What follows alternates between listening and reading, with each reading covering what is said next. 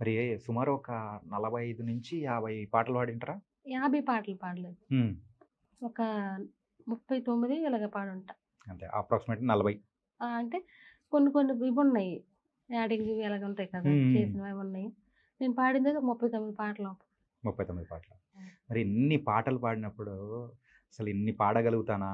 నాకింతమంది fans ఉంటారా? అని జెప్పేసి ఎప్పుడన్నా అనుకున్నారా? అస్సలనుకోలేదు. 39 మందికి 1,00,000 మంది ఫాలోవర్స్ వచ్చారు. హ్మ్. ఇప్పుడు 1,19,000 మంది ఎంతో వచ్చారు. ఓకే. ఈ పాటలకే. ఈ ఎప్పుడు మొదలుపెట్టారు ఇదంతా? మొన్న జనవరి 10న మొదలెట్టా. ఇది ఈ ఇయర్‌లోనే? అవును. ఓరి 2 నెలల్లోనే 2, అవును. 3 నెలల్లోనే ఇంత? హ్మ్.